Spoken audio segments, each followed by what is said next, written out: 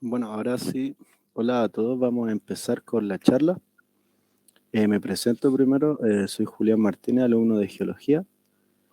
Hoy día tenemos al doctor Constantino Podosi, quien es geólogo de la Universidad de Chile, doctor en Geología Estructural de la Universidad Pierre et Marie Curie de París. Además, en 1981 ingresó al Servicio Geológico de Chile, donde estuvo a cargo de diversos proyectos de cartografía regional en la cordillera de los Andes del norte de Chile. En 1990 fue nombrado jefe del Departamento Regional de Geología. Desde 1995 hasta el 2001 ocupó el cargo de director de Geología del Servicio Geológico entre 1990 y 1995.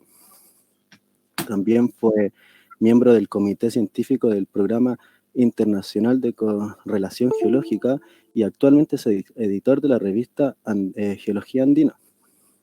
El doctor Podosi tiene una larga experiencia geológica regional, metalógena y técnico de los Andes centrales. Ha sido autor de más de 200 artículos, boletines, mapas geológicos y presentaciones en congresos geológicos chilenos e internacionales. Sus temas incluyen la estratigrafía volcánica, geoquímica y estructural de los cinturones minerales de Maricunga, y el Indio, la metalogénesis regional de los depósitos epitermales de oro y pórfidos de cobre en el norte de Chile, entre otros. Actualmente es profesor de la Universidad de Chile y presidente de la Sociedad Económica Biológica. Bueno, y sin más, después de decir esto del doctor Constantino Podosi, le damos inicio para que él pueda comenzar la charla. Así que, por favor, doctor, ahora sí. Buenas tardes. Acostados juntarnos para esta charla. Un montón de historias técnicas, pero espero que salga bien. Entonces, ¿de qué voy a hablar hoy día? La geología económica es una cosa que es una ciencia, una disciplina que normalmente está bastante alejada de la tectónica y la geología regional. Siempre se dice de que, por ejemplo, en las declaraciones públicas y políticas, que es muy importante tener una buena cobertura de cartas geológicas para fomentar la exploración minera, etcétera, etcétera. Esa es la justificación para todos los programas geológicos de mapeo que se han hecho en Chile. Pero en la realidad hay un abismo entre el trabajo diario de un geólogo económico y las cosas que van más bien con la tectónica, con la estratigrafía, con la geología estructural a escala regional, ¿cierto? Muchas veces, en cualquier trabajo de geología económica que uno ve, va a poner siempre marco geológico. Y después, inmediatamente, la vetilla A, la vetilla B, la vetilla C, la alteración potásica, la alteración no sé cuánto. Pero entonces hay un espacio que ha sido difícil en Chile llenar, en otros lados también. Entonces vamos a tratar de ver eso, partiendo de ejemplos de cómo la mineralización no es algo que esté aislado, que no tenga relación alguna con la evolución de la cordillera de los Andes, ni con la tectónica, ni con la geoquímica, ni con el volcanismo. En el fondo, incluso al revés, estudiando la mineralización, uno puede ser capaz de entender cuáles son los procesos tectónicos. O sea, le voy a mostrar algunos ejemplos de eso. Por ejemplo, todos sabemos que en los Andes, en Chile sobre todo, estamos dominados por el volcanismo, la subducción, todos conocen la terminología esta de arco volcánico, etcétera.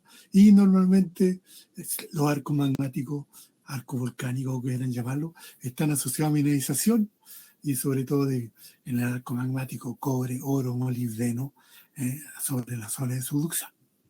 ¿Ya? Esquema muy simple. Ahora, si uno mira un mapa de una cosa de mayor detalle en los Andes, ¿qué pasó acá? Perdón. Problema con la... ¿Qué tenemos? Entonces, que en los Andes hay varios cinturones metalogénicos, o cinturones que han sido llamados fajas metalogénicas de distintos colores, la faja cretácica, la faja paleocena, la faja eocena, oligocena, que normalmente se describen como distintos arcos magmáticos, ¿cierto? Distintos arcos magmáticos que han ido desplazándose hacia el este en el tiempo. Sin embargo, si uno mira esto con más cuidado, podemos ver de que estos arcos magmáticos, que se supone que son continuos a lo largo del margen andino, no son tan continuos. Ahí pueden ver la zona triangular, los triangulitos son las zonas donde tenemos volcanismo activo. Tenemos en gris zonas en las cuales no hay volcanismo activo y corresponden a zonas donde el ángulo de subducción es horizontal, lo que impide que entonces la presencia de volcanismo. El volcanismo solo ocurre en zonas con subducción inclinada de alrededor de 30 grados.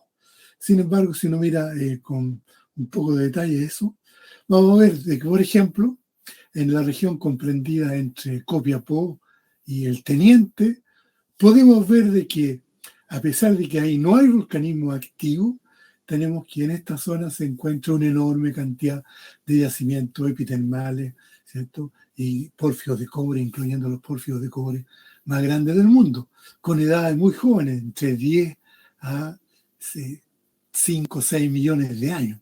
Entonces, ¿cómo explicar eso? Indicando de que estos arcos entonces no son continuos, que la zona de subducción, el ángulo cambia en el tiempo y que estos arcos entonces no son fajas longitudinales de longitud infinita. Entonces, primera cosa, que hay variaciones en el ángulo de subducción. Y también si uno va a tiempos más antiguos, también podemos ver depósitos de tipo IOCG o yacimientos estratificados en el norte de Chile. Podemos tener que ahí en rojo tenemos yacimientos de tipo IOCG y yacimientos de fierro, de magnetita, apatita, y todos se ha dicho, bueno, son de la faja jurásica, cretácica del norte de Chile. También continua, aparentemente continua hasta el sur del Perú. Sin embargo, si uno mira con un poquito más cuidado eso, se va a encontrar de que en realidad tampoco es así. Podemos ver de que en la zona de Antofagasta, hasta el sur del Perú, los yacimientos mayores de tipo IOCG o depósitos estratoligados que asociados a actividad magmática, asociados a un arco, entre comillas, ocupan una posición bien especial, o sea, alrededor de la zona entre Antofagasta y Arequipa. Y al sur, los depósitos son mucho más jóvenes, cretácicos.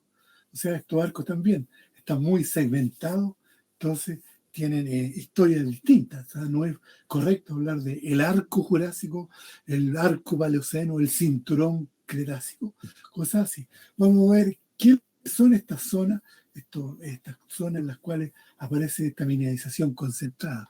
O sea, qué es lo que son en realidad estos arcos así, que supuestamente se extienden a lo largo de todo el margen, como nos enseñan en las clases. Por ejemplo, estas rocas intrusivas asociadas a mineralización del Jurásico en el norte de Chile también están asociadas espacialmente también a rocas magmáticas, sobre todo a rocas volcánicas, a una unidad volcánica grande que es la formación La Negra, que se extiende de nuevo en la misma región, entre el sur del Perú, donde se llama Grupo Chocolate, hasta la región de Chañaral, en el norte de Chile. Entonces tenemos la distribución de esas rocas volcánicas, entonces, que constituyen el arco magmático, si quieren llamarlo así, entre comillas, en el Jurásico inferior, 180, 165 millones de años.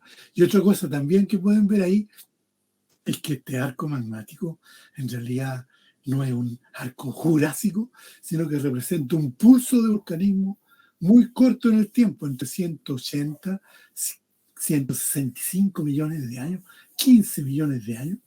Eso es mucho menos que el Jurásico, que va entre los 200 hasta los 145 millones de años. O sea, uno no puede hablar ni siquiera de un evento magmático jurásico en esta zona, sino que un evento magmático del Jurásico inferior. Y esto está saliendo a poco a medida que se acumulan dataciones. Ahora, si uno mira un poco más lejos, ¿por qué está eso ahí? También siempre nos han enseñado de que la subducción es paralela al margen continental sudamericano, pero en realidad las reconstrucciones de placas recientes muestran de que la situación era a los 176 millones de años. Cuando ocurría este evento magmático, la solución no era paralela al margen, sino que teníamos una dorsal oceánica que separaba las placas de Farallón y Fénix, que era perpendicular al margen y que se estaba subductando debajo del margen del norte de Chile, ¿cierto? Y justo en la zona donde tenemos este tremendo evento magmático volcánico que ha sido descrito como el Arco de la Negra. Ahora, ¿qué es lo que es esta unidad volcánica? Esta unidad volcánica es un paquete muy potente de varios miles de metros de rocas andesíticas y basálticas, en la formación La Negra, coladas de basalto, andesitas basálticas. Ahí están en el acantilado costero al norte de Antofagasta, en la zona de Tocopilla, y le da de este pulso de volcanismo, y acompañado de intrusivos también, es lo que está en la zona azul. Aquí tienen todas las edades nuevas de uranio plomo conocidas para las cordilleras de la costa del norte de Chile. Podemos ver de que este evento magmático, 180, 165 millones de años, representa un evento bastante corto en el tiempo. Además, del punto de vista geoquímico, estos son razones de estroncio y neodimio. Puedes ver que la formación La Negra, los intrusivos, se ubican, son bastante distintos de las rocas, por ejemplo, el basamento que existía antes, intrusivos triásicos o paleozoicos, que tienen afinidades con magmas que han interactuado con la corteza continental. Arriba pueden ver cuál es la geoquímica, la isótopo de neodimio y estroncio del campo de los basaltos oceánicos, ¿sí? Tiene un barco, son rocas magmáticas de un arco afines a una zona de subducción, pero bastante primitiva, ¿cierto?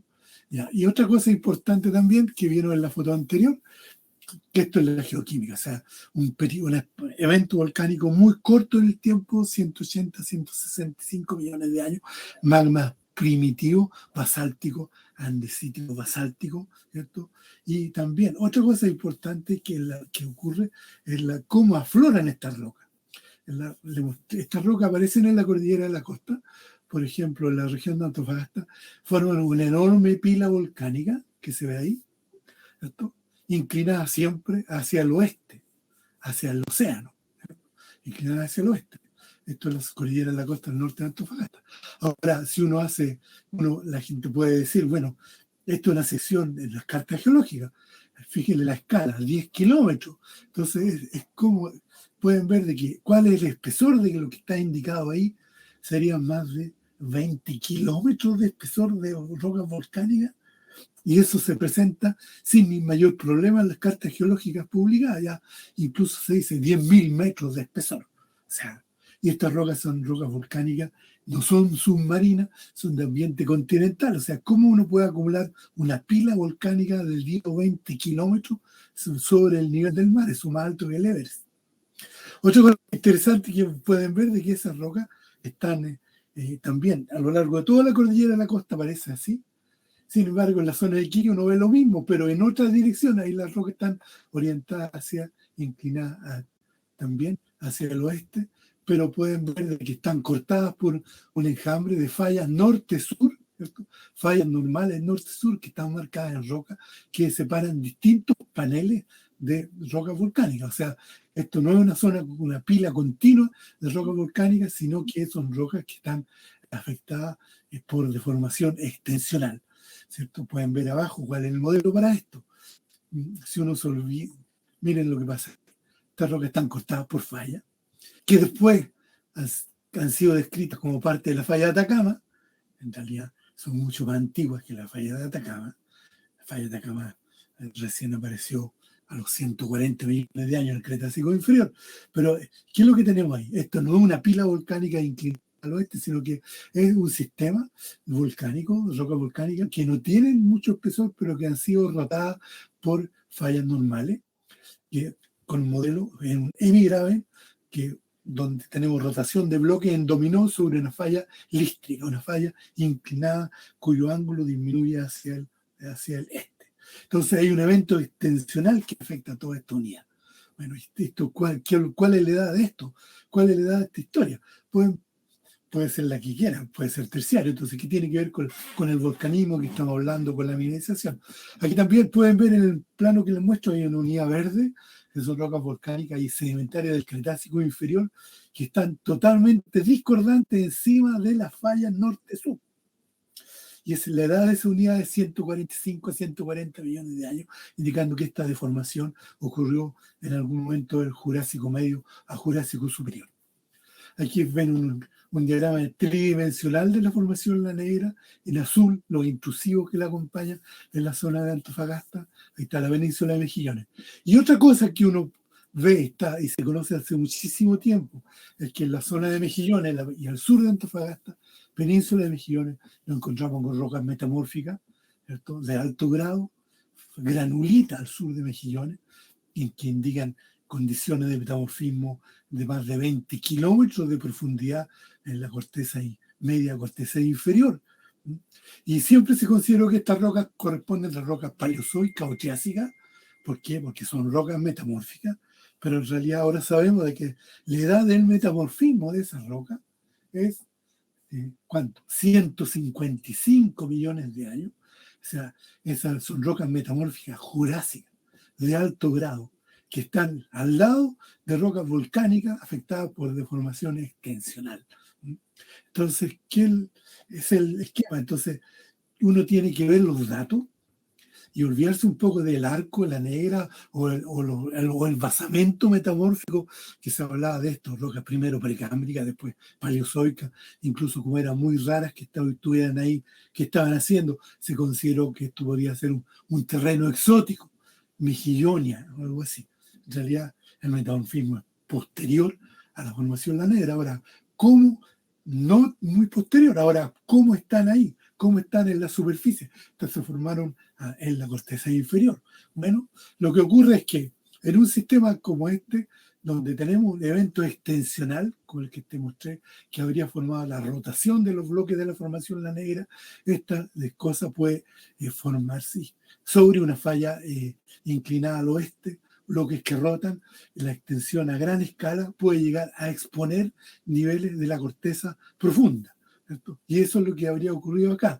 La extensión que afectó a la formación La Negra a los 155 millones de años, por ahí llegó a ser tal extremo que esta falla maestra, esta falla que está en color rojo, acá, color rojo, pueden verla, sobre el cual rotaron estos bloques, estiramiento de porcentaje más de 60-70% de extensión en la horizontal, puede llegar a exponer rocas metamórficas que estaban aquí.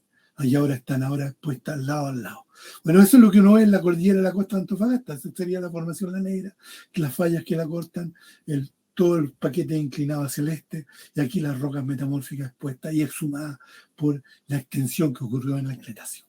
Ahora, si uno quiere entender la metalogénesis de esa región, antes que nada tienen que entender esto. O sea, ya no basta decir, este es el arco jurásico y asociado a los intrusivos jurásicos o a la roca volcánica vamos a tener yacimientos estratoligados o yacimientos IOCG.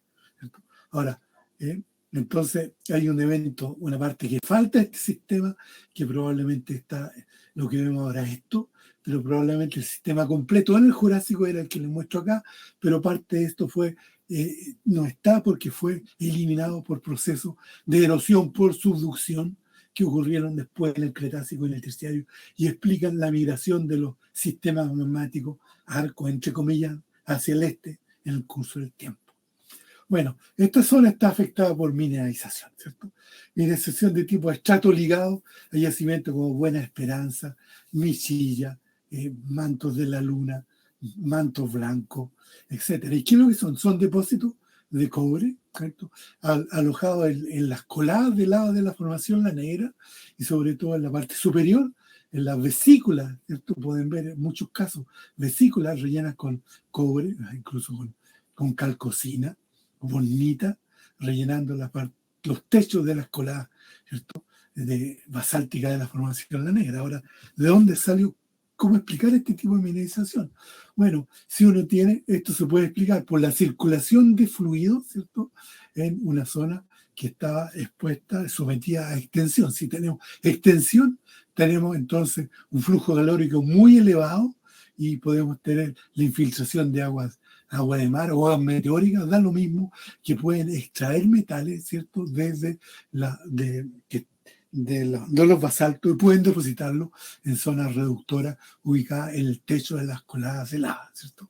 Y la edad de la mineralización esta más o menos tiene, en los casos que se ha podido datar, 155 millones de años. Entonces tenemos la mineralización estratoligada en esta región, Jurásico, de la formación La Negra. Y en el sur del Perú, en el grupo Chocolate, representa probablemente mineralización por circulación de fluido al momento que había un régimen de tectónico extremadamente extensional y elevado flujo calórico como el que le estoy mostrando acá. Ya, eso, pero las cosas cambian en el tiempo. Ahora, les dije que toda la cordillera de la costa del norte de Chile, lo más conocido como rasgo estructural es la zona de fallas de Atacama, AFZ, que está demarcada acá, grandes trazas de fallas, ¿cierto?, que cortan a la formación La Negra. Y ahora, ¿cuándo se formó esa? Bueno, aquí tenemos, por ejemplo, al sur de Antofagasta, pueden ver acá, aquí en esta zona está este rectángulo, esta región es la zona de Caleta Coloso, pueden ver de que la formación La Negra y las rocas metamórficas, de que estoy hablando, las granulitas de alto grado, están ahora intruidas por intrusivos de 145 a 140 millones de años, pero esos intrusivos están asociados a bandas de milonita, ¿cierto? Acá son intrusivos que tienen forma de una lágrima, bordeados por bandas de milonita en su borde oriental y cortados después por fallas frágiles. Entonces, indicando que estos intrusivos de 145 a 140 millones de años se emplazaron en un régimen tectónico muy distinto, en un régimen tectónico de transpresión, o sea, movimientos de rumbo en sentido sinistral, ¿cierto? Y durante esos movimientos de rumbo tenemos el emplazamiento de intrusivos sintectónicos como esto, ¿cierto? Podemos verlo acá, podemos ver y que al mismo tiempo que se emplazaron estos intrusivos en este régimen de transpresión sinistral, o sea, compresión y movimiento de rumbo al mismo tiempo, se emplazaron también yacimientos de otra clase, totalmente distintos, más jóvenes, corresponden a la porfio de cobre, por ejemplo, los Puntillas Galenosa, Posada o Antucoya de Buey Muerto, edades 142, 140 millones de años, que son los porfios de cobre más antiguos conocidos en Chile. Entonces, Antucoya es un yacimiento importante, ¿cierto?, que está en explotación ahora. Podemos ver entonces que hay una relación directa entre el régimen tectónico y el tipo de ambiente tectónico y la mineralización. Y esto se puede usar como criterio de prospectividad, pero para eso uno tiene que entender muy bien la evolución tectónica de una región, ¿cierto?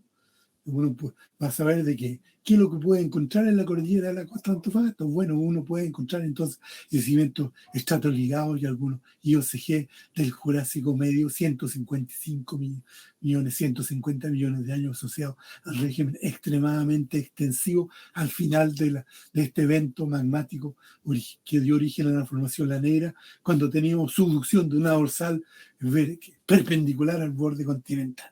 Y después esto cambia el régimen tectónico, condiciones de placas cambian y pasamos a un régimen dominado por movimientos de rumbo, más compresional, y empezamos a tener mineralización de tipo pórfido-cuprífero. Y esto ocurre en el norte de Chile, no se extiende hacia el sur, ¿cierto? ¿Y cuándo ocurrió? Entonces, todo esto ocurrió, este movimiento de transpresivo, etcétera, a movimientos de rumbo, están asociados a mineralización de tipo pórfido cuprífero, y también, si volvimos al mapa que le mostré antes, podemos ver estas unidades verdes en la cordillera de la costa de Iquique, se llama la formación Punta Barranco, está acumulada en graben, ¿cierto?, hemigravenes extensionales, otra vez orientados en dirección este-oeste y lindados por fallas este-oeste que cortan a las fallas normales que se formaron durante la extensión del Jurásico Medio, 155. Entonces, esta unidad verde, 145, que se emplazó sedimentación y volcanismo junto con el emplazamiento pórfido-cuprífero en algunas de las fallas mayores, representan a cuencas de este tipo, cuencas de tipo pull apart, que tenemos un movimiento de bloques que se mueven en sentido de norte-sur, movimientos, en este caso, sinistrales. Podemos ver de que si una falla de rumbo se termina, este movimiento se puede traspasar a una falla de rumbo ubicada en una posición, por ejemplo, ubicada más al oeste, y esto genera espacios que van a generar pequeñas cuencas que van a estar ocupadas después por sedimento. Eso es lo que uno ve, esa es la geología del norte de Chile, en la cordillera de la costa. Ahora, si vamos más al sur de Antofagasta, podemos ver las situaciones muy diferentes. Ahí tenemos característicos, cosas, tenemos yacimientos IOCG, como la Candelaria, la más conocida de todos, como Manto Verde, otros, que son mucho más jóvenes, son del Cretácico. Y están también asociados cercanamente en el tiempo a depósitos de tipo magnetita apatita, Cretácico. Y ese tipo de mineralización, depósitos de IOA, o sea, magnetita apatita, y yacimientos de tipo IOCG, está asociado también a un evento magmático, que en este caso es más joven que la formación La Negra, porque en esta región, que está en verde, no existe ninguna evidencia de volcanismo, ninguna roca volcánica preservada de edad similar a la de formación La Negra. Las rocas volcánicas más antiguas que hay ahí son más jóvenes, tienen edades de 140 a 125 millones de años y corresponden a lo que se conoce a la formación Punta del Cobre, ¿cierto? 140 a 125 millones de años. Y esta formación Punta del Cobre está cubierta por caliza, de color verde claro, calizas marinas. Y en parte esta formación Punta del Cobre, el volcanismo, tiene evidencia de parte volcanismo submarino. Y cuando ocurría este volcanismo también se produjo al mismo tiempo el emplazamiento de intrusivos, que son estos que forman estos tallarines largos, que están acá, 1, 2, 3, ¿cierto? El Plutón, no me acuerdo bien el nombre, el Plutón Retamilla, el Plutón Liguera, no importa, cuya edades van entre los 125 a 130, 125 millones de años. La misma edad que las rocas volcánicas, o sea, tenemos emplazamientos de intrusivos. Y estos intrusivos están limitados siempre por el borde, por bandas de milonita, que están acá, zonas de cizalla, que en la literatura se describe la falla de Atacama. ¿Por qué? Porque hay milonitas que forman grandes jirones en dirección noreste-suroeste.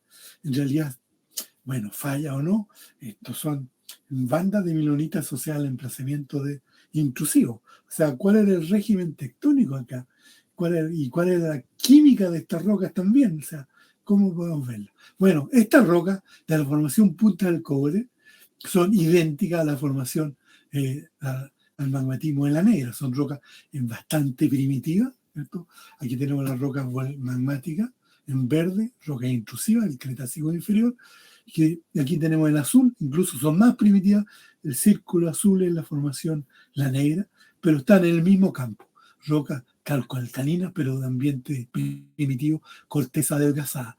O sea, y tenemos que la mayoría de estas son la edad de los intrusivos, la mayoría de estos intrusivos en esta región por ejemplo, no hay nada parecido a la formación La Negra, 180, 170.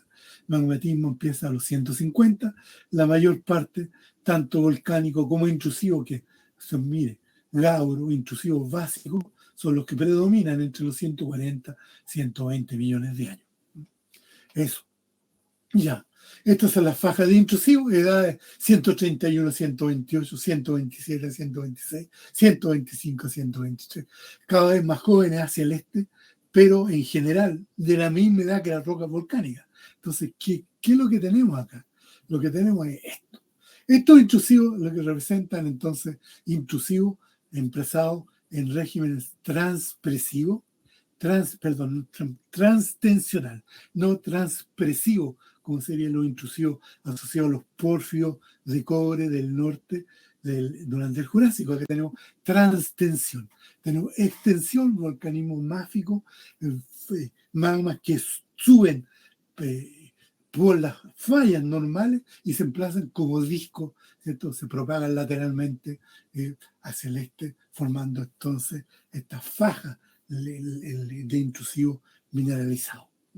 Ahora, ¿qué mineralización tenemos? Asociado a todo este sistema, mineralización de depósitos de tipo IOA, de magnetita apatita, depósitos de tipo IOSG, 130 a 126 millones de años acumulado en ambiente transtensional, ¿cierto? Entre Chañaral y La Serena, donde está muy bien desarrollado este episodio magmático. No está desarrollado ni al sur, no hay nada parecido en el norte, ni tampoco en la zona de Chile central, ¿cierto? Ambiente tectónico transtensional, magmatismo de arco primitivo, en una cuenca de intraarco, si quieren llamarla así, acompañado de sedimentación marina, ¿no? Y el emplazamiento de intrusivo muy cercano a la superficie, intrusivo máfico muy cercano a la superficie. Esto sería el régimen tectónico, la mineralización para los depósitos IOCG. Hay toda una discusión porque está asociada a soluciones cloruradas que son las capaces de transportar el hierro, ¿cierto? Son sistemas reducidos y eso se ha interpretado siempre a la infiltración o a la presencia de fluidos salinos, o fluidos, soluciones cloruradas, que durante mucho tiempo se dijo de dónde salen. Bueno, por la interacción entre los magmas y depósitos de evaporitas que uno encuentre, yeso, sal, que podrían encontrarse dentro de esta roca volcánica. En realidad no es necesario eso, porque todo este sistema ocurrió, el emplazamiento y la mineralización, ¿cierto? Y los movimientos de la falla ocurrieron al mismo tiempo que encima, en superficie, teníamos sedimentación marina y acumulación de caliza, ¿cierto? Eso sería el esquema de mineralización IOCG en ambiente transtensional en el Cretácico inferior en la zona de Copiapó. Y también podemos ver, estas son edades para roca intrusiva en la zona de Copiapó, edades de distancia 0 a 120 kilómetros, 0 en la costa y 120 en los kilómetros al este de la cordillera de la costa. Podemos ver de que la roca intrusiva, ¿cierto? La roca intrusiva tiene una edad cada vez más joven hacia el este, y acá el periodo que corresponde a la formación de la negra de Antofagasta hay un gap magmático, no hay nada. Y tenemos una actividad magmática importante en el Cretácico inferior, ¿cierto? Ya. Otra cosa interesante, si uno hay una migración hacia el este, como en todo Chile, en el norte de Chile, esta actividad magmática hacia el este, ahí está este elemento Punta del Cobre asociado a la mineralización.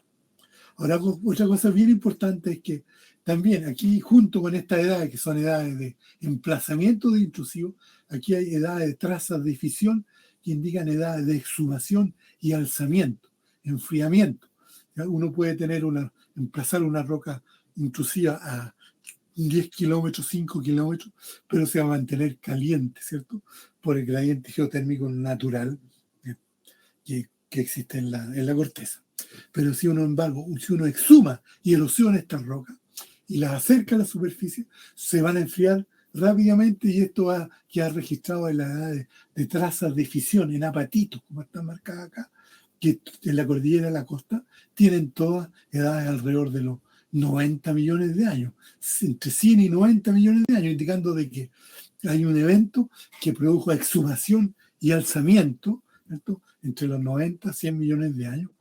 Terminó con el régimen transtensional, otra vez, transtensional, donde tenemos mineralización de tipo IOCG e IOA, ¿cierto? ¿Y qué ocurrió en ese momento? En ese momento hay una fase de compresión que levantó toda la cordillera de la costa y llegó a exhumar lo intrusivo, ¿cierto?, a la superficie. Esto ahí tenemos lo intrusivo del Cretácico. Esto sería la formación Punta del Cobre. Esto serían las calizas de la formación Grupo Arcillo. Y esto es un perfil estructural mostrando cuál es la estructura formada en el Cretácico medio por compresión. Tenemos una gran fase de formación compresional, ¿cierto?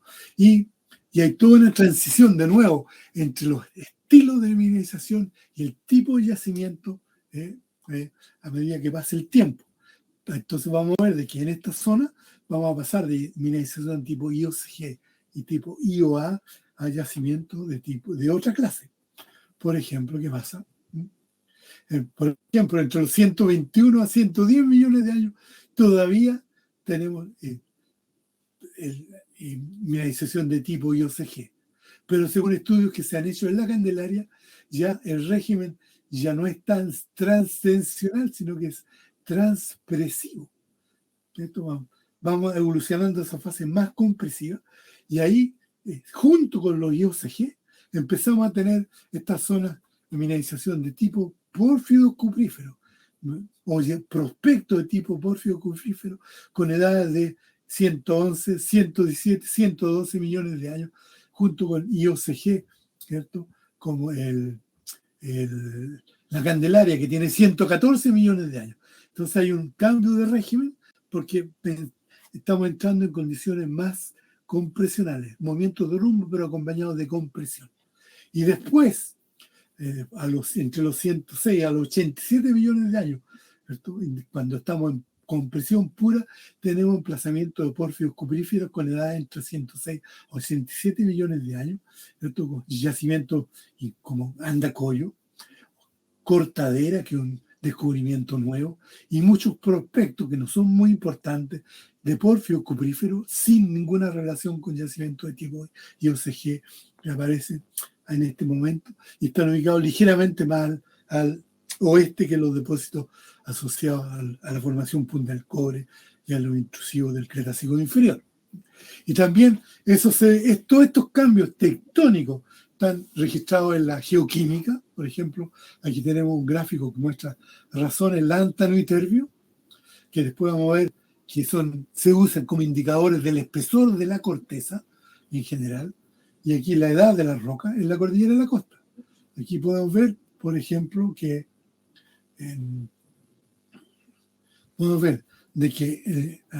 al momento, en el Cretácico inferior, estas razones lántano y terbio eran valores extremadamente bajos, 5.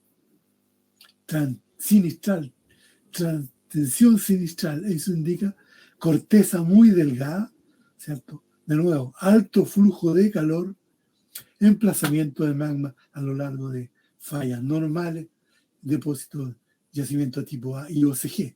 Y después, entre los 120 a 110, esta cosa sube, pasamos a IOCG más pórfidos de cobre, y después tenemos que a partir de los 100 a 90 millones de años, estas razones se mantienen altas, la corteza está engrosada, solamente tenemos pórfidos cupríferos.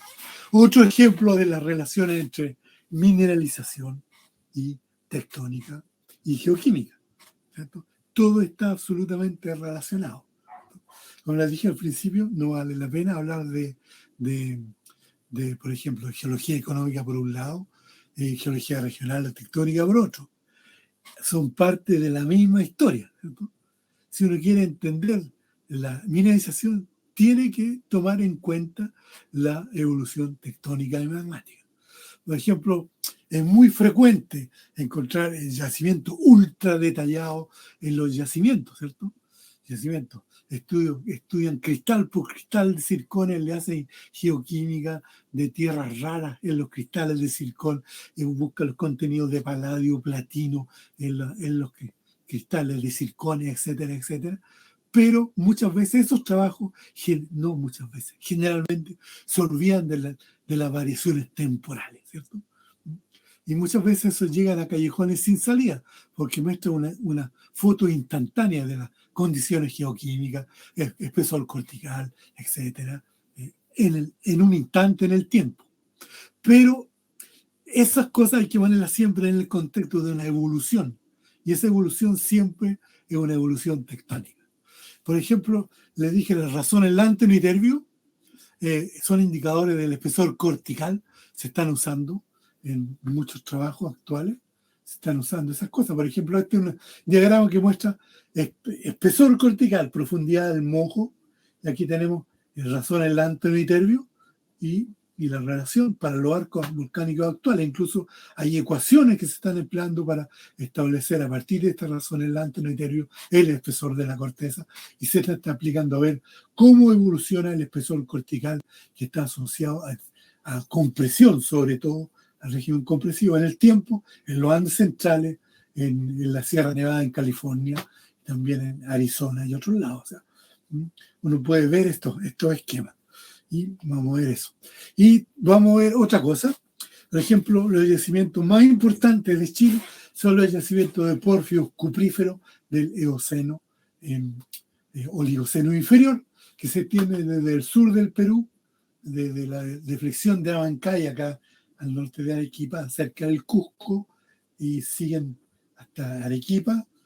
Después aparecen de nuevo en el sur del Perú, prospectos pequeños, y siguen hasta, uno los puede seguir en Chile, hasta la región de Loica, en Apolinario, en la zona de Ovalle La Serena. ¿Cierto?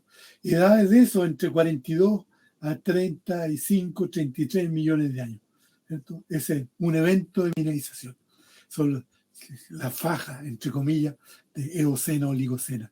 Bueno, puede decir, bueno, este es el arco Oligoceno, Mioceno.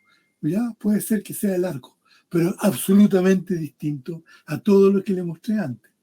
Además, este se extiende tanto en la zona donde teníamos esta provincia magmática jurásica, sigue, pasa hacia el sur de la provincia, donde tenemos el magmatismo cretácico inferior y los yacimientos IOCG e IOA. Pasa igual, ¿cierto? Tiene otra lógica, tiene otra geometría, y los parámetros que lo controlan son distintos. Ahora, ¿qué pasa? Aquí, por ejemplo, vamos a mirar de lejos otra vez. ¿Qué pasa, por ejemplo, en los 60 millones de años? Este es un diagrama que muestra los movimientos absolutos de las placas, vectores. Aquí está la placa sudamericana, ¿cierto? Aquí está la placa, la India, fíjense dónde estaba, moviéndose a los 60 millones de años, extremadamente rápido hacia el norte, hasta que llegó a chocar con Asia por formar el Himalaya, a los 60 millones de años, ¿cierto? Pero si uno mira en el tiempo, a los 40 millones de años, cambia absolutamente eso. ¡Guau! Fíjense. ¿Qué pasó? La India choca con Asia para formar los Himalayas y se produce un reajuste completo del régimen de placas, y esta placa que estaba acá, que es la placa de Farallón, que es la que estaba subductándose aquí debajo de Sudamérica, se acelera violentamente. O sea, miren, aumenta la velocidad de convergencia enormemente, y eso produce un periodo de deformación, ¿cierto? Y también otra cosa que se produce en este momento es que el movimiento hacia el oeste de Sudamérica, que era relativamente pequeño, se acelera, ¿cierto? Aquí tenemos la velocidad de movimiento de Sudamérica hacia el oeste en el tiempo. Podemos ver que se acelera, y eso coincide con un evento de deformación que se coincide con lo que se llama el evento tectónico incaico. Y aquí, trabajos recientes, vamos a analizar otras historias que no son pura tectónica ni geoquímica, sino que el paleomagnetismo. En los Andes centrales hay una base de datos enorme de estudios de datos paleomagnéticos. Estas flechitas que indican acá son la orientación, ¿cierto?, de la declinación magnética en rocas de distintas edades en los Andes centrales. Todas estas flechas deberían estar apuntando hacia el norte, porque el polo magnético no ha variado su posición con respecto en el tiempo, se ubica muy cerca del polo geográfico actual. Sin embargo, podemos ver que los valores de declinación magnética en las rocas volcánicas intrusivas del Jurásico, Cretácico y Terciario hasta el Eoceno en el norte de Chile y sur del Perú están todos rotados. En el sur del Perú, todas las rocas que con edades comprendidas entre el Jurásico hasta el Paleoceno y Eoceno inferior están rotadas hacia la izquierda. En cambio, en el norte de Chile están todas rotadas, pueden ver acá, al sur de Antofagasta, en la zona de colores celeste, rosado o rojo, están rotados en el sentido de los punteros del reloj hacia la derecha. O sea, hay un evento, esta deformación que ocurrió, no solo produjo una deformación compresiva, sino que rotación de las rocas, deformación en 3 dimensiones. Y en cambio las rocas más jóvenes que 28 millones de años, más jóvenes que 30 millones de años, los vectores paleomagnéticos están apuntando todo absolutamente hacia el norte, indicando que este evento de deformación que llamamos incaico, este cambio tectónico mayor, ¿sí? Ocurrió entre los 30 y los 45 millones de años, justo en el momento que se produjo la mineralización de los mega yacimientos que son entre los más grandes del mundo que tenemos en el norte de Chile. Están ubicados acá, en esta zona, en estos puntos negros, Chuquicamata, Coyahuasi, La Escondida, etc. Otra cosa que ocurrió acá, que puede ver de que a la cordillera acá, en el norte de Chile, Bolivia y el sur del Perú, es muy ancha, y que en el fondo tenemos 2 cordilleras, la cordillera occidental, y ahí tenemos el altiplano acá, ¿cierto? El altiplano, la planicie, y al otro lado tenemos la cordillera oriental en Bolivia, que es una cordillera formada por rocas paleozoicas extremadamente deformadas, ¿cierto? Pueden verla en la intensidad de la deformación. Ahora, la edad de la deformación acá en Bolivia es, de la cordillera oriental, es principalmente Eoceno-Oligoceno. Ocurrió durante este evento que transformó prácticamente, que a escala global en todo el mundo, que afectó lo que ocurrió en Asia y afectó completamente todo el borde continental sudamericano, afectó forma muy marcada el norte de Chile. Ahora, por ejemplo, la deformación ahora estuvo concentrada en la cordillera oriental de Bolivia, pero se amortigua hacia el norte y hacia el sur. Si uno se mueve a lo largo de la cordillera oriental hacia el sur del Perú y se mueve desde Bolivia hacia el norte de Argentina, podemos ver de que la magnitud del acortamiento tectónico disminuye hacia el norte y hacia el sur, ¿cierto? Podemos ver, por ejemplo, podemos ver eso. Estos son la magnitud del acortamiento tectónico, shortening, ¿cierto? Aquí está la latitud. Esto sería aquí el eje de simetría en la zona de 20 grados sur, la zona de Arica, ¿cierto? Donde tenemos el acortamiento medido en la cordillera oriental, principalmente llega al orden de 400 kilómetros de acortamiento horizontal. Y disminuye hacia el norte, hacia Perú y Ecuador, y disminuye hacia el Chile central. Entonces tenemos deformación concentrada. ¿Y cuándo ocurrió? Fíjense, entre los 40 30 millones de años. Entonces, este es el efecto, esta es una tectónica a muy gran escala, con presión a muy gran escala, y entonces produjo eso, ¿cierto? Tenemos deformación en la cordillera oriental, ¿cierto? Estos son datos de paleomagnetismo. Los colores indican rotaciones en sentido hacia la derecha al sur, hacia la izquierda al norte, en sentido de los punteros del reloj al sur, contrario a los punteros del reloj. Podemos ver de que la zona de cambio coincide con la zona de Arica, más o menos, ¿cierto? Y entonces tenemos de que ahí, cuando ocurrió la deformación se concentró en la cordillera oriental. Y otra cosa que podemos marcar acá, y al producirse eso, entonces se produjo la rotación de todo el borde continental para formar esta geometría. Esta era la posición del borde sudamericano antes de los 40 millones de años, pero después de la deformación se produce la rotación, toda la deformación se concentra en la cordillera oriental y eso produce otra cosa, de que también, si uno se va hacia el sur, disminuye la compresión y por ese efecto de transporte de material hacia el norte se generan fallas de rumbo, esto como están indicadas acá, en esta parte, al sur de Antofagasta, hacia el sur se generan movimientos de rumbo que dan origen a lo que se llama el sistema de falla de Domeyko. Sistema de falla de Domeyko, al cual asociada a la cual se emplazaron durante todos estos procesos los pórfidos cupríferos del norte de Chile, que están acá indicados: Queen Elizabeth, Quebrada Blanca, Chuquicamata, Centinela, La Escondida, Explotadora, Potrerillo, etc. Edades de eso entre 42 a 33 millones de años, ¿cierto? Y aparecen, una cosa bien importante, aparecen como clúster de intrusivos. no son yacimientos únicos, sino que aparecen como complejos de intrusivos, ¿cierto? Que tienen una actividad magmática recurrente durante tiempo muy largo, durante el Eoceno y el Oligoceno. Por ejemplo, aquí tenemos que en la zona de esta es una vista de la Escondida, este es un mapa de la zona de la Escondida, ahí está en negro la mina de la Escondida, las fallas que estuvieron activas durante esta deformación. ¿Cierto? Aquí no voy a entrar en el detalle de qué tipo de control estructural del distrito ocurre. Y le voy a mostrar una cosa. Alrededor del Escondido uno ve estas zonas rojas, negras, son intrusivos, ¿cierto?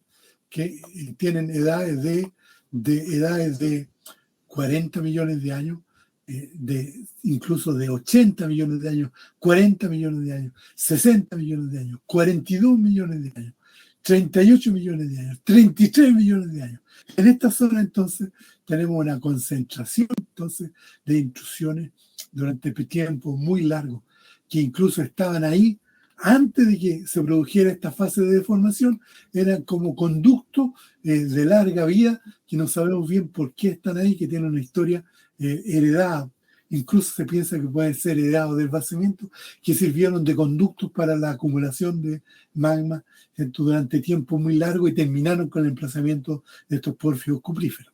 Ahora, estos pórfidos de cobre están asociados durante una fase de deformación, ¿cierto?, compresiva. Hemos visto que la deformación compresiva está asociada siempre a un engrosamiento de la corteza y hay una relación directa entre espesor cortical y mineralización de tipo pórfidos cupríferos. Mostraron un esquema bien simple de qué es lo que puede haber ocurrido en ese tiempo. Por ejemplo, en el norte de Chile, antes de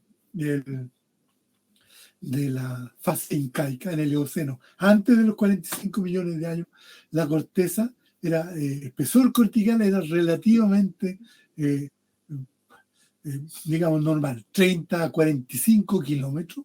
En esas condiciones tenemos que la base de la corteza, donde las condiciones de presión y temperatura son mayores, podemos tener anfíbola como mineral estable, ¿cierto?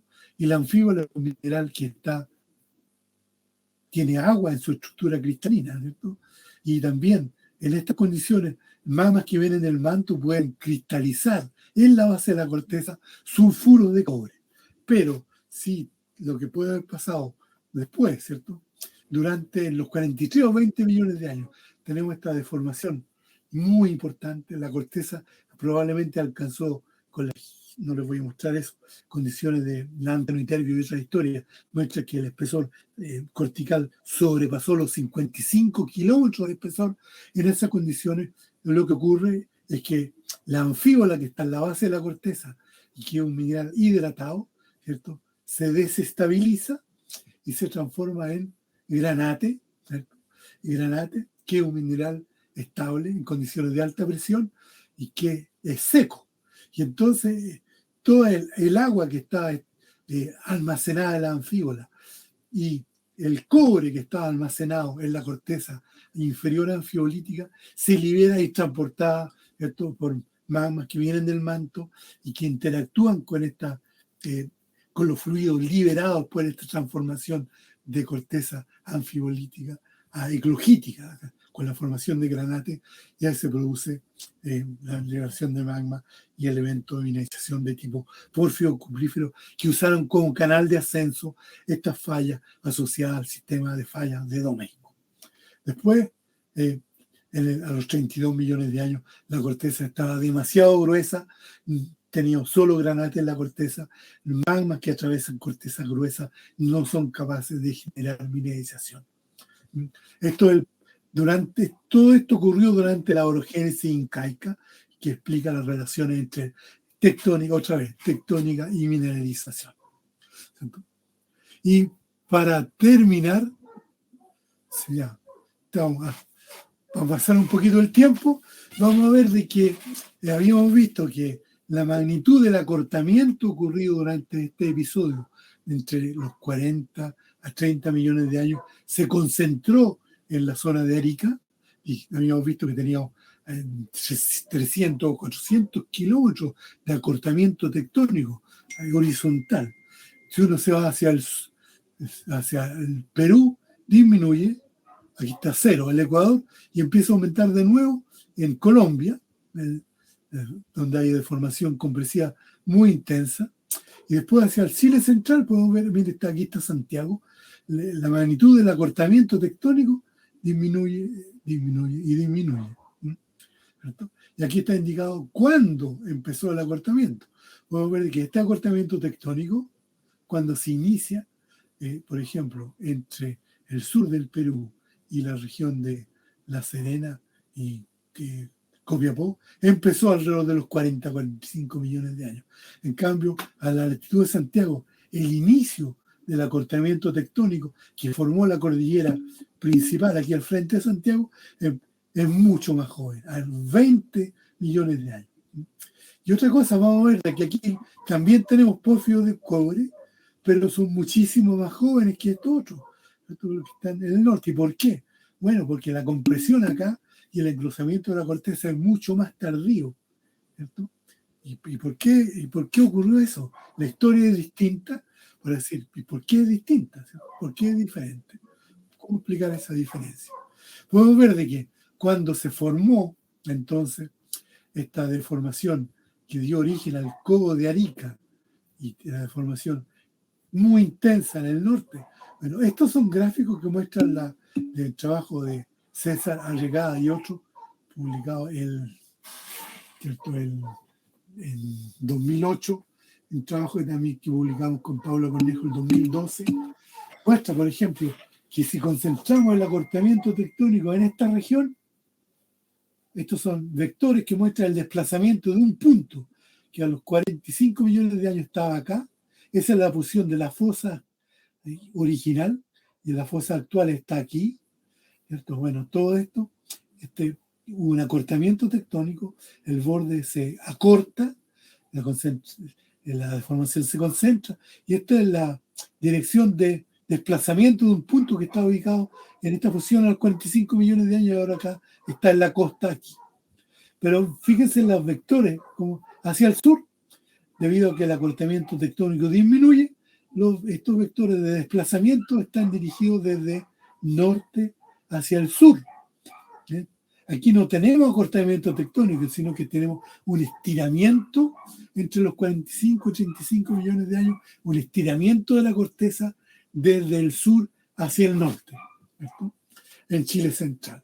Como consecuencia, ¿cierto?, de la compresión en la zona del sur del Perú y norte de Chile, toda esta enorme deformación que ocurre ahí, tenemos estiramiento y traslación de material hacia el norte. Bueno, y eso genera, ¿cierto?, en esa zona una extensión y una cuenca extensional, que es la cuenca llamada cuenca de la formación Abanico, que se extiende desde un poco al norte de Santiago hasta la Patagonia. Pues, es toda la zona limitada en estas líneas negras, en las cuales tenemos magma, una cuenca de intraarco, ahí teníamos subducción, ¿cierto? Subducción muy rápida en ese momento, ¿cierto?, que originó que estaba siendo subductada la corteza bajo una corteza muy delgada, porque se estaba estirando hacia el norte, ¿cierto?, y generó una cuenca extensional, que es la cuenca donde se acumuló la formación Abanico, que forma toda esta zona que está ubicada en este color de color café claro, desde los Pelambres, los Vilos hacia el sur, ¿sí?, que forman todos los Andes de Santiago y están intruidas después por intrusivos miocenos, algunos de los cuales son portadores de la mineralización de tipo pórfido cuprífero. Ahora también podemos, aquí, trabajo de Marcia Muñoz, explicar la evolución geoquímica, ¿cierto?, en el tiempo, en la cordillera, desde la cordillera de la costa hasta la cordillera principal, a la altura de Santiago. Esto un poquito al sur de Santiago, podemos ver Cretácico, 100 millones de años, ¿cierto? Razones Lantano y Terbio, que les dije que y son indicativos de espesor de la corteza, aproximadamente. Cretácico, 100 millones 90 millones de años.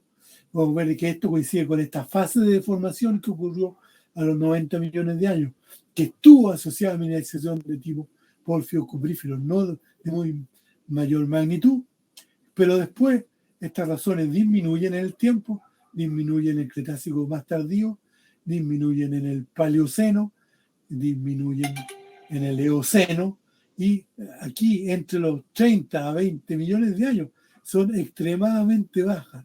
La formación abanico, que forma todos los cerros que vemos aquí al lado de Santiago, tiene razones la antimeterio exactamente igual a las que caracterizan a la formación La Negra, ¿cierto? O a la formación Punta del Cobre. Pero después, a los 20 millones de años, ¡pum!, esta cosa se dispara, ¿cierto? Empieza a subir, y esto de aquí alcanza valores muy altos, y a partir de los 10 millones de años tenemos mineralización de tipo porfio-cuprífero otra vez, mucho más joven. Esa es la evolución del espesor cortical, ¿no?, que en Chile central. Bueno, esto es lo que habría ocurrido. La extensión antes del inicio de la deformación compresiva fue tan importante de que en el norte, en la Patagonia, el norte de la Patagonia, por ejemplo, incluso este magmatismo de este periodo, entre los 30, 35, 20 millones de años, es volcanismo submarino. Tenemos estructuras de tipo pilolava, en la cuenca marina profunda, con magmatismo basáltico, muy indicando un adelgazamiento muy importante en la Patagonia. Bueno, y después esta deformación ocurrió, empezó a los 20 millones de años. Cambia todo porque en ese momento empezó a disminuir el ángulo de subducción, que entre los 26 a 20 millones de años, fíjense, está inclinado como extensión, pero acá, en esta zona, por motivos que se discuten mucho, empezó a disminuir el ángulo de subducción, y eso genera condiciones de compresión, y toda esta cuenca extensional, este arco extensional, si quieren llamarlo, o extensión en nuestro arco en Argentina, cesa y empezamos a tener deformación compresiva, ¿cierto? Y eso originó una gran zona de deformación. Aquí tenemos Santiago, aquí tenemos la formación abanico, ¿cierto? Empiezan a incluir plutones sin apostectónico a partir de los 20 millones de años. Y aquí se genera, como consecuencia de eso, también una gran zona de deformación compresiva que se llama la faja plegada y corrida de la Aconcagua. Al este de la cuenca esta de abanico Coya-Machalí existía una gran acumulación de sedimentos marinos y continentales del Jurásico-Cretácico, ¿cierto? Sedimentos mesozoicos que ahora están muy deformados, formando lo que se llama la faja plegada y corrida de la Aconcagua, ¿cierto? ¿Y cuándo se formó eso? Bueno, ¿cuándo se inició esa deformación? Bueno, si uno deforma para formar una pila de sedimentos que se repiten como 10 veces uno sobre otro, bueno, va a generar alzamiento, un alzamiento cortical. Eso lo vimos que está marcado en las razones isotópicas de las rocas volcánicas que están en el lado chileno, y también depósitos sintectónicos, ¿cierto? Uno empieza a acumular en Argentina sedimentos derivados de la erosión de esta cordillera que se está formando. Por ejemplo, aquí tenemos un mapa que desde Chile, aquí están los Andes, aquí está Uspallata, aquí está Mendoza.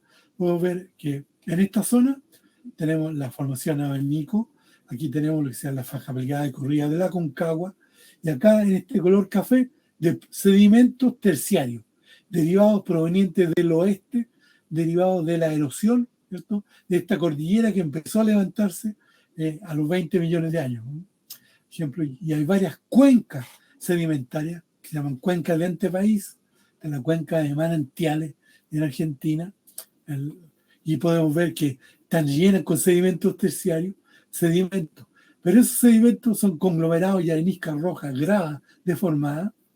Pero fíjense que la actitud estructural, por ejemplo, estas capas están al oeste, verticales, y el ángulo de inclinación de las capas disminuye progresivamente hacia el este, ¿cierto? Estos son lo que se llama una discordancia progresiva, ¿cierto? Discordancia progresiva, y este conjunto es lo que se llama estrato sinorgénico o estrato de crecimiento. O sea, son sedimentos que fueron acumulados y deformados al mismo tiempo, ¿no? Cuando se acumulaban, inmediatamente eran afectados por deformación compresiva. Y de tal manera que las capas más antiguas están mucho más deformadas que las capas más jóvenes, en este caso ubicadas más al este. Ahora, ¿cuándo ocurrió esto? Cuando empezó a ocurrir, ocurrió exactamente a partir de los 18 millones de años. ¿Cierto? ¿Y por qué? Porque el volumen de sedimentos que llegó a estas cuencas durante el terciario se incrementó violentamente, ¿cierto?, entre los 20 y los 10 millones de años. Esto está marcado, este es el espesor de los sedimentos en función de la edad, ¿cierto? Y el tipo de sedimentación, eólico, fluvial, lacustre. A partir de los 18 millones de años podemos ver, indicar el inicio de la deformación, que coincide con el inicio de esta disminución del ángulo de subducción. Y esto más al este en Argentina, esta deformación siguió progresando y en Río Mendoza, cerca de Mendoza, tenemos sedimentos de 20 a 12 millones de años que también están afectados por deformación compresiva. Y justo cuando ocurría todo esto, entonces se emplazaron un montón de intrusivos miocenos. Edades de estos intrusivos van a ser entre 20 hasta 5 o 6 millones de años. Con todo esto, que intruyen en la formación de abanicos o intruyen en la formación farellones. Y dentro de eso uno encuentra yacimientos que son de los más grandes del mundo.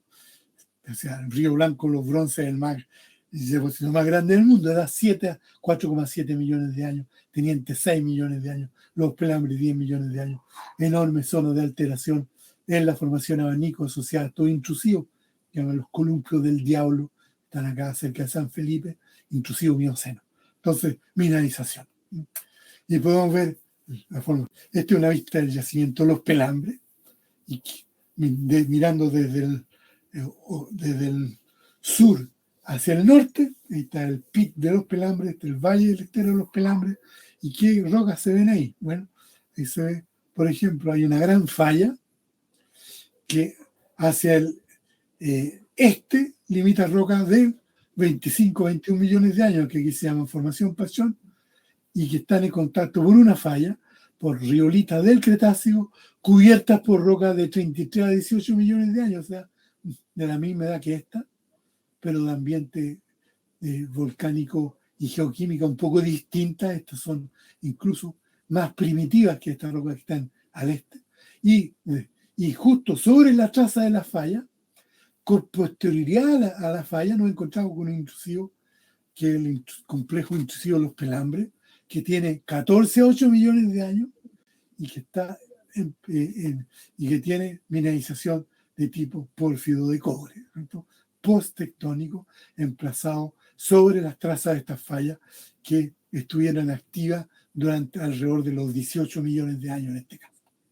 Ahora, estos yacimientos, como el Pelambre, no ocurren solos. Por ejemplo, están en Chile y en Argentina. En Argentina aquí tenemos el yacimiento Pachón, hay yacimiento del Altar, yacimiento Los Azules, un montón de prospectos, o sea, una zona extremadamente rica en mineralización de cobre. Este es uno de estos otros yacimientos que está en Argentina, el yacimiento de Los Azules, a 80 kilómetros al norte de Los Pelambres, en Argentina. 1.400 millones de toneladas de 0,5%. Esto que está acá, esto está emplazado en rocas volcánicas del Paleozoico, no importa. Ahora, la geoquímica también. Podemos ver de que hay un gran cambio. Estos patrones de tierra rara en Los Pelambres, en verde, son las rocas previas a la deformación, intrusivos de 35 a 34 millones de años, que son equivalentes a los pórfidos de cobre en el norte de Chile, pero acá tienen razones del ánteno y terbio, o sea, plano, o sea, bajos, valores bajos. En cambio, los pórfidos mineralizados tienen patrones de tierra rara mucho más inclinados y razones del ánteno y terbio mucho más inclinadas, indicando que en función del espesor cortical. También hay otros patrones que indican lo mismo. Estas razones de estroncio y itrio, que también se asocian al espesor de la corteza, que son muy distintas a las rocas que tienen edad entre 90 o 20 millones de años en la zona de Los Pelambres. Entre los 18 y 14 empezamos a encontrar rocas con valores altos de estroncio y itrio, y a los 18, entre los 11 y 10, valores muy altos que coinciden con la mineralización, ¿cierto? Entonces, y también ven lo mismo, razones del anteniterio en el tiempo, en la zona de los pelambres, y a los 18 se dispara y tenemos la mineralización de tipo porfio cuprífero, y eso también indica, con otros valores de tierra rara, lantano, savario, samaniterio, que indicamos que estos son los campos de estabilidad, ¿cierto? Y están asociados a espesor cortical de minerales en la base de la corteza, piroxeno, ¿cierto? En rocas de entre 90 a 20 millones de años. Entre 20 a 14 nos encontramos con rocas con anfíbola en la base de la corteza, y a partir de los 10 millones de años, 11, ¡pum!, se dispara, se destruye la anfíbola, generamos corteza granatífera, magma fluido, mineralización de tipo porfio cuprífero. Y para terminar, mostrar esta historia, o sea, cómo habría sido la evolución de la geología en Chile central, en el terciario superior. Entre 33 a 21 millones de años teníamos extensión, está asociado a este movimiento de estiramiento en sentido norte-sur, asociado a la formación del codo de Arica, mientras al norte teníamos compresión muy intensa, asociada al engrosamiento cortical y mineralización de tipo porfio cuprífero. En este momento teníamos una cuenca de intraarco, que es la cuenca de Abanico, y a los 20, 18 millones de años, esto entra en compresión porque empieza a disminuir el ángulo de subducción, ¿cierto? Y eso crea un régimen más compresivo. Generamos toda la deformación en la faja brigada de corrida de la Aconcagua, y después, en esas condiciones, entonces, en etapa más avanzada, magmas que vienen de esta corteza muy gruesa, suben por la falla, ¿cierto? Igual que que este caso son fallas inversas, y generan mineralización de tipo porfio cuprífero en el caso de los pelambres. Ya. Bueno, creo que vamos a un poquito más. Y esta historia de los pórfidos de cobre terminan al sur del Teniente.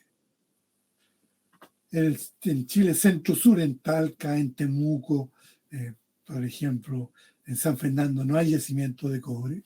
¿Por qué? Porque, ¿qué es lo que vemos allá? Por ejemplo, podemos ver que hay un cambio en la orientación de la cordillera. Del Teniente hacia el norte es norte-sur, en cambio del Teniente hacia el sur está orientada en dirección noreste-suroeste. También podemos ver que la faja plegada de corrida de la Aconcagua, o sea, la zona de deformación, es muy estrecha al norte, y podemos ver de que los afloramientos de los sedimentos mesozoicos hacia el sur se hacen cada vez más anchos, ¿cierto? Y la intensidad de deformación disminuye violentamente hacia el sur.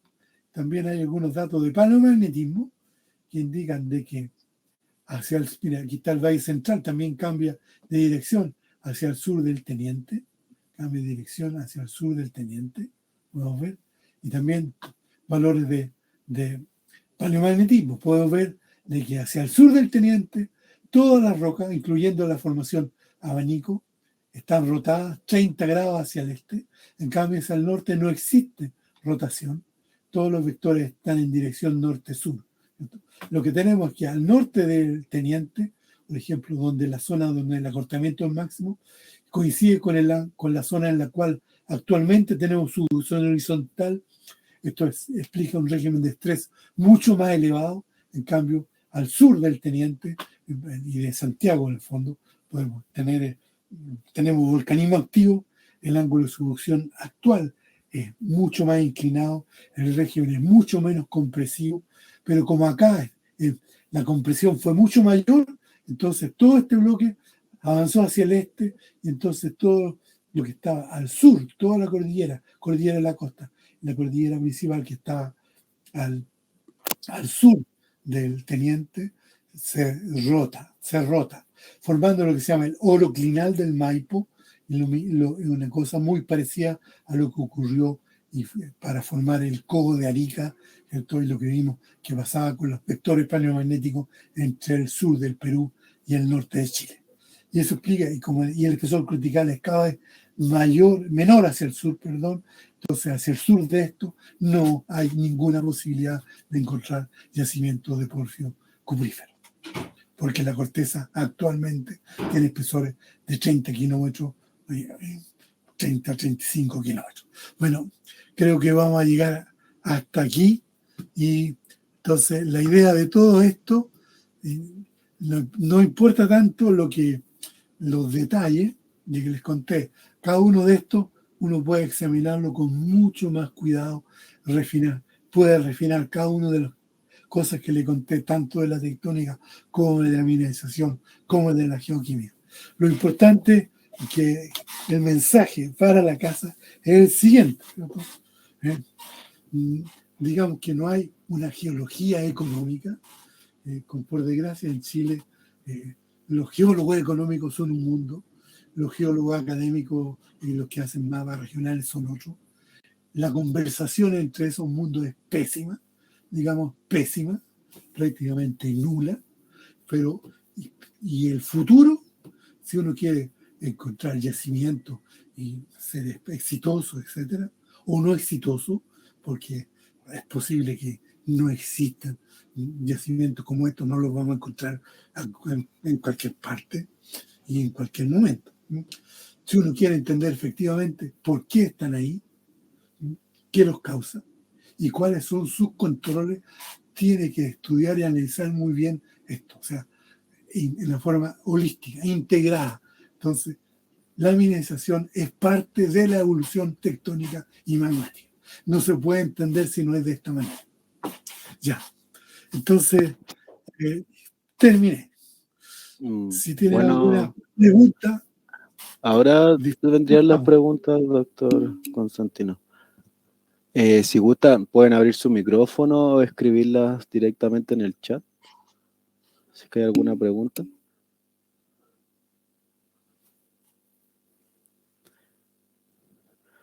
No sé si alcanza a ver el chat, profesor. Ahí le dicen muchas gracias. Lo aplauden. No lo veo. No importa. No, pero Rodrigo Alarcón le dice muchas gracias. Y Camila Sáez Pávez también. Muy buena charla, igual muchas gracias por participar. Ahí Jaime Osorio, le hizo gracias, sí, gracias desde Australia. Saludos. Jaime Osorio es geólogo que trabajó en Antofagasta Mineral y está haciendo su doctorado ahora en Australia. Buenísimo. De igual manera hay unas preguntas que dejaron por Facebook, para que se las voy a leer.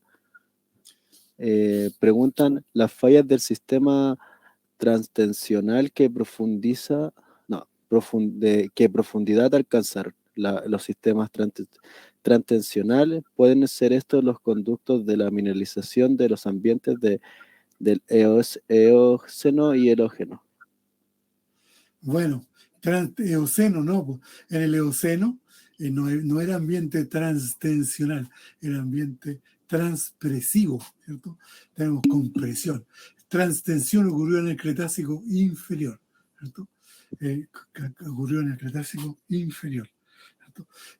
Bueno, no entré en detalle de eso, que efectivamente el régimen en el Eoceno Oligoceno, en el norte de Chile, era muy compresional, o sea, con movimientos de rumbo, pero era muy compresivo.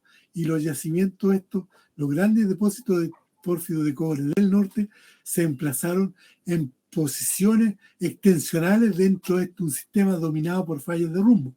Por ejemplo, si uno tiene un sistema de fallas de rumbo, las fallas no son rectilíneas, ¿cierto? Por ejemplo, pueden cambiar de rumbo. Y si cambian de rumbo, dependiendo de cuál es el sentido del movimiento de los dos bloques, se pueden generar espacios extensionales. Eso es lo que ocurrió en Chuquicamata, ¿cierto? Fallas que se movían en sentido dextral y una cuenca de pull apart, ¿cierto? En un movimiento, un sistema de fallas con movimiento de rumbo, y por ahí pudieron subir los magmas. Siempre hay un control estructural. En otros casos, lo que es curioso, por ejemplo, en El Salvador, ¿qué es lo que pasa? En El Salvador uno tiene que el pórfido de cobre de 42 millones de años están emplazados en un domo de riolita, del Paleoceno, que es un domo asociado a una caldera paleocena. Entonces ahí tenemos otro conducto que fue la utilización de un conducto volcánico anterior que sirvió de canal para los magmas.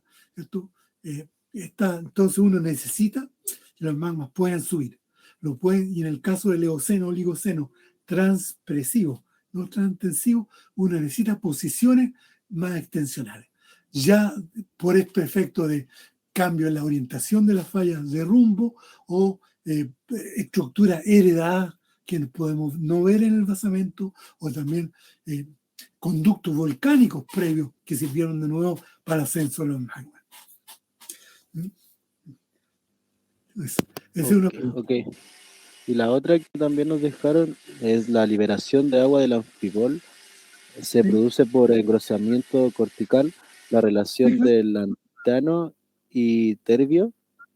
Bueno, ambos lados del ortoclíneo se pueden usar como indicador directo de la presencia de agua. Eso nos preguntaron también. No sé, la presencia de agua. Es que no es que el antimiterbio indica agua o no agua.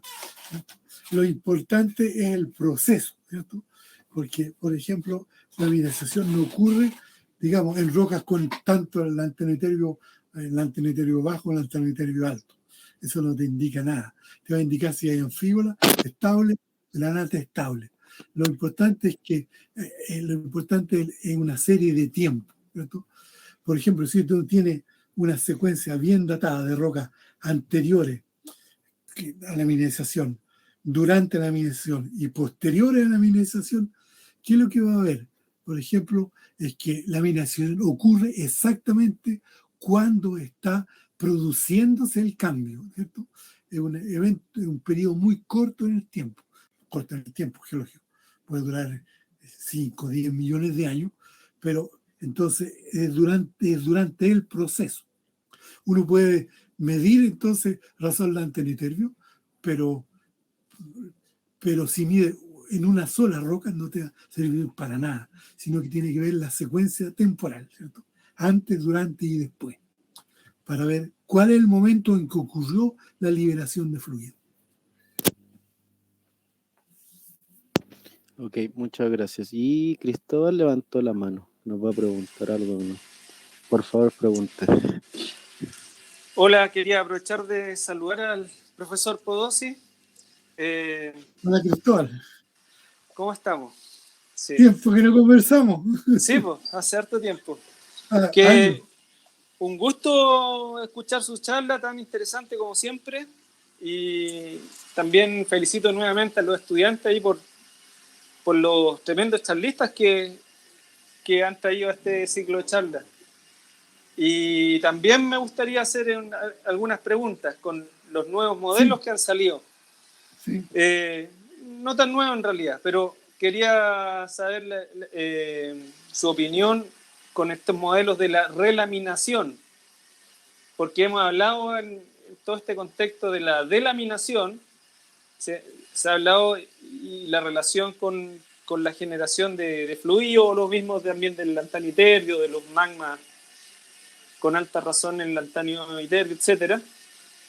Pero ahora sale este modelo de que hay pedazos de corteza que se adosan en la base y que podrían también estar causando exhumación. Entonces ahí hay que ver también una relación entre esto sería una exhumación sin compresión. Entonces no sé si usted lo ha visto ese modelo y qué le parece. Exhumación sin compresión. Bueno, hay una historia, por ejemplo, si uno tiene series de tiempo largas, por ejemplo, en el norte de Chile, no solo hay yacimiento de Eoceno, Oligoceno, también hay yacimiento de cinturón, faja paleocena, que también tiene valores del antimiterbio altos y todo lo demás, y después, en el Eoceno inferior, todo vuelve a bajar, ¿cierto? Entre los 50 a 45 millones de años, ¿cierto? Entre 55 a 45 millones de años. Hay un periodo donde todo baja de nuevo, ¿cierto? Y eso, entonces hay dos pulsos, y esos dos coinciden con exhumación. Entonces ahí aparentemente existiría dos pulsos de engrosamiento cortical separados por una etapa posible de delaminación, ¿cierto? Esto engrosa mucho la corteza, después la pierde. Ahora, la relaminación es un concepto súper interesante, pero no está bien estudiado, porque hay otras cosas que juegan en esto, que también tiene que ver lo siguiente, que estas historias del lántano y nervio alto no solamente indican el espesor cortical, sino que también pueden ser indicadores de los procesos de erosión por subducción, ¿cierto?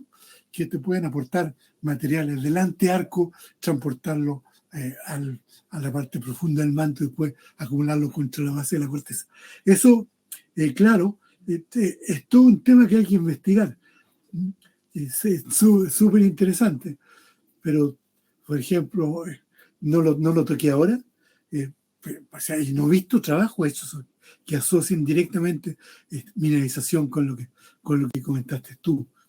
Me gustaría decir qué te parece a ti. Bueno, si me cede la palabra, yo creo que ahí hay toda una vuelta nueva que darle al sistema, porque esta presencia de granate, o sea, cuando hay rocas corticales metidas dando vueltas ahí en la cuña mantélica, ¿sí? Tienen mucho granate y pueden también generar similares tipos de magma, entonces habría que replantearse el origen ahí de la... Claro, sí, por supuesto. Eso el lantaniterio que se ocupa mucho para razón de espesor cortical, no es tan automático. No es tan automático. No es tan automático para nada. Por ejemplo, si uno mira la faja de Maricunga, hay pulso entonces que coinciden con episodios cuando hay una migración del arco, entonces esto indica que va a tener material cortical en la cuña de astenófera. Y probablemente es otra señal, ¿cierto? Pero en el caso del espesor cortical hay que ver el conjunto de antecedentes, ¿no? Por ejemplo, en la deformación, la estructura, ¿cierto? La tectónica, o sea, la magnitud del acortamiento horizontal, ¿cierto? Que tienen que ser considerados tanto como la pura geoquímica. Exacto. Ya, pues ahí en otro momento vamos a tener que juntarnos a conversar. Estos son temas abiertos que sería muy bueno investigar con detalle. Si en Chile estamos en esto, hay que atacar estos problemas. Eso. Ya, pues qué bueno, un gusto saludarlo, don Cocho. Ya. Muy bien. ¿Alguna otra? Por el chat enviaron otra, creo que logró verlo delante del chat. No he visto nada. No estoy viendo el chat. Ok, se la leo. Pregunta Claudio Salas.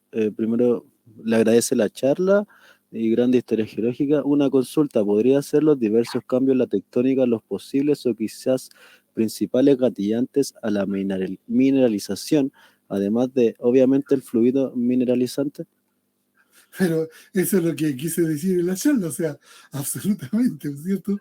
No es que de nuevo, no es que los cambios en la tectónica, si uno quiere entender la mineralización, tiene que entender la tectónica.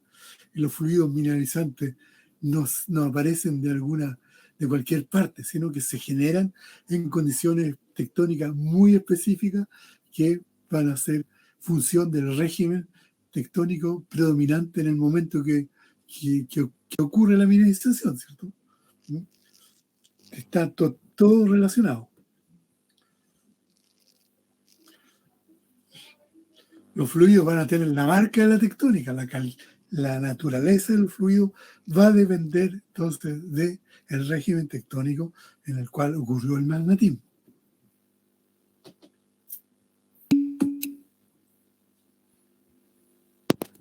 Bueno, perfecto, gracias, dice Claudio. Creo que no sé si habrá otra pregunta o algo. Al menos ya se solucionaron todas las que nos llegaron por Facebook.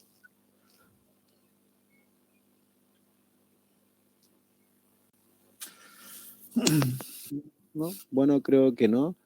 Así que lo vamos a dejar hasta acá. Decirle más que nada muchas gracias por participar con nosotros en este ciclo de charlas, doctor Constantino. Y dejarlo a todos cordialmente invitados a la última charla que se realizará mañana a las 7 de la tarde. Así que estaría. Muy bien. Bueno, que estés muy bien. Hasta luego. Hasta luego. Gracias a todos por participar. Muchas gracias. Hasta luego.